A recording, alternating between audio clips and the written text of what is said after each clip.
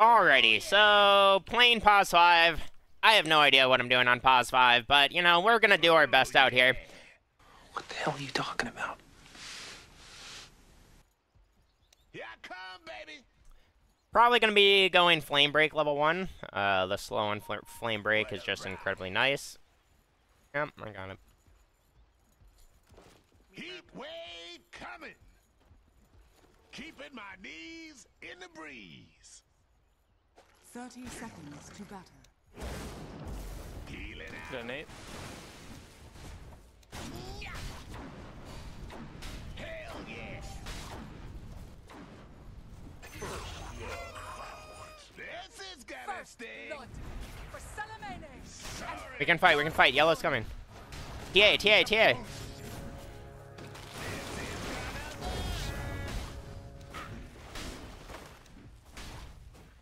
I'm under attack. Life just got interesting. Carving the lanes. We ride. Look who's coming for dinner.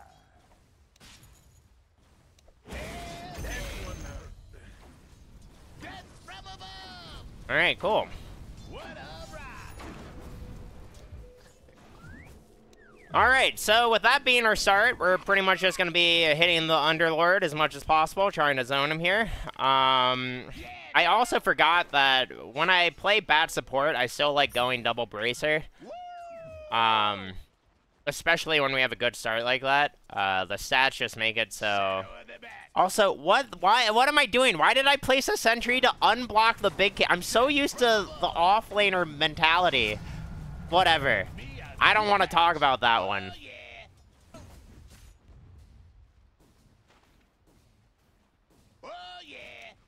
Alright, so now... The Tusk Underlord are starting to get kind of strong, so, I don't want to be, like, hyper-aggressive here. When I get level 3 and I have another point in Flame Break...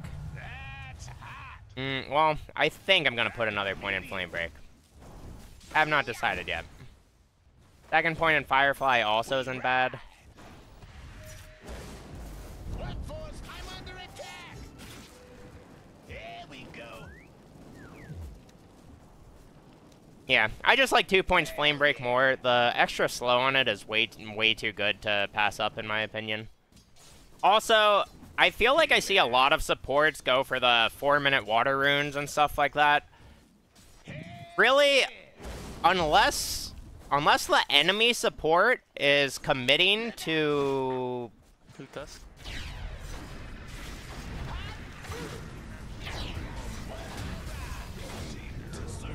Unless the enemy support is committing to going for water runes or whatever like that, you really shouldn't be committing your time to go for water runes.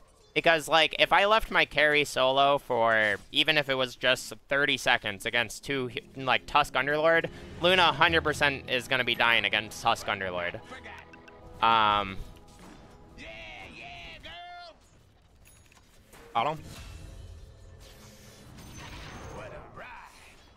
I'm just going to give Storm my double mango. I want him to have a good game. We knew that we could do that too because Pudge just went bottom and the Underlord was super low health, so it was easy to assume that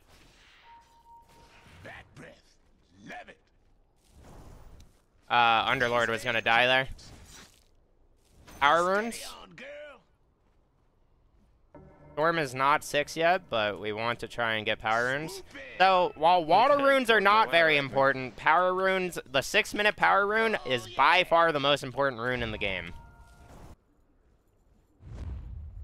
I'm just gonna smoke myself bottom. I want to get there faster. Vision here, I think. Structures are fortified. Keeping my knees in the Your breeze. bottom tower is under attack. Double damage. Kill this guy, I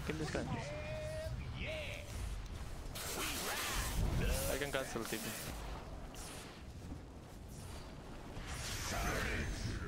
Good job.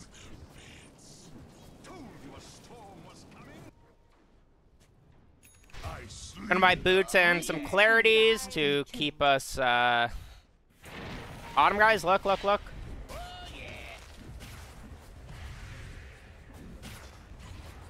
Here we go.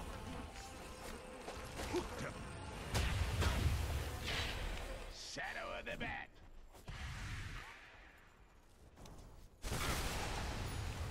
What a ride. I really don't want to steal the kill from Luna. Your bottom I'm gonna tower leave is you under now, I attack. think, Crisis. Scotching, baby. Woo-hoo! Lost you.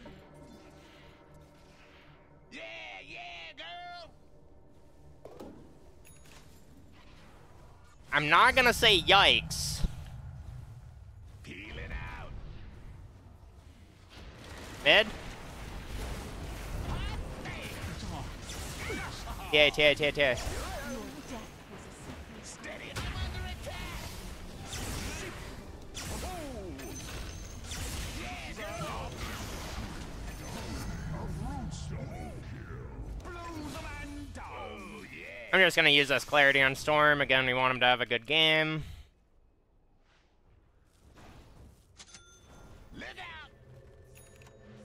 I'm gonna buy some more clarities, buy tranquil boots, so we're able to be full health and run around the map constantly.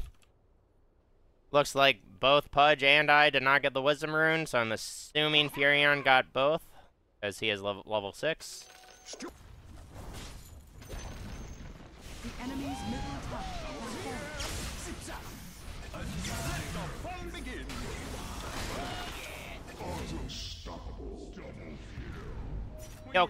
Kill. Nature's prophet is just slaying gnarly.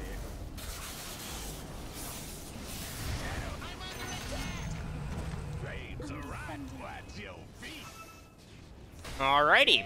I don't really know how to be educational about what I'm doing. It's just kind of like, you have to realize, you have to be able to recognize where your strength is needed, right? So, like, we got out of bottom as soon as Luna was getting to a point where she could jungle without getting pressured too hard. Like, basically, we defended that first bottom move they made with 3 heroes. We killed them all. And then after that first move, for most Dota players, they will see them getting shit stomped like that, and they'll be like, oh, that wasn't good. And then, you know, in their heads, they'll be like, okay, let's not go bottom anymore, because they obviously can fight us. Obviously, not every game you can fight the enemy as well as we have been fighting them.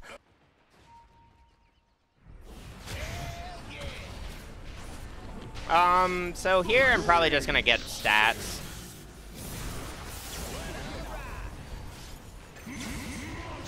I do not want to go through that portal. Wait, what?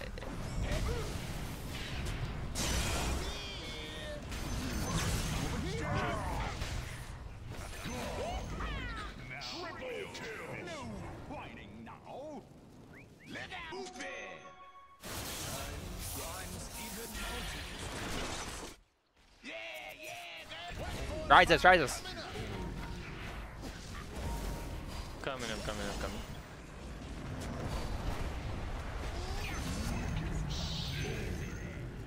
What a thanks.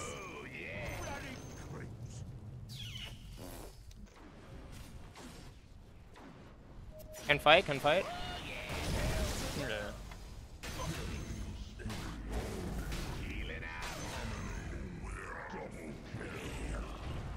Also, you'll notice how I've kind of been saving my wards, like, for the most part. And the reason for that is we basically wanted to get ourselves to a point that we can start playing more aggro on the map and get deeper Look at this wards. ward, guys. Obviously, like, we're kind of stomping them this game, so it's really easy to say that. But too many times do I see people place, like, defensive wards on their own. Like, this cliff is you can make more arguments for this cliff, but, like, sometimes I see Radiant supports, like, put a ward on this cliff at, like, you know, 10 minutes into the game. And the thing about wards is you have to genuinely put thought into where on the map you think the enemy team is actually going to be able to, like, approach and play. Dire's And structures are fortified. too many times do I see people place wards in areas where it's just like, maybe you'll see the enemy on that ward, like, one time for the entire duration of it. And it's just like, Dire's courier has been killed. that idea of warding is just so incorrect that it truly greased your vision game, like, really, really, really hard. So it's like, The enemy's middle barracks. if you're in a position that you don't have to, like, you don't immediately need vision because, like, your team isn't going to be hitting their timings, or, Structures are fortified. Dire's structures are your team isn't going to be hitting their timings for, like, 5 minutes, or, you know, stuff like that. Like, sure, it's okay to have, like, one defensive ward to help protect your carry or your mid or wherever they're farming. But for the most part, it's like, you shouldn't be, like, worried about getting wards down until wards are actually going to benefit your team.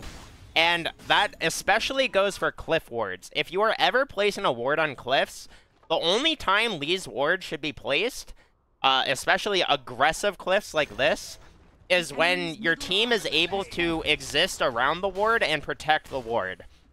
If your team is not in a position that they're gonna consistently be playing around a cliff ward, then you're essentially just,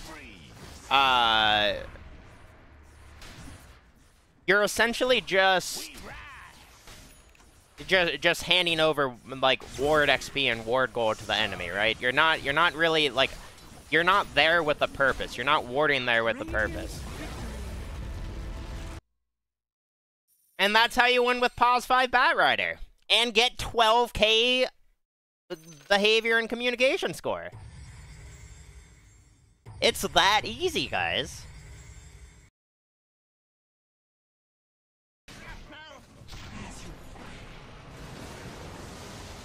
I forgot I was a level 6.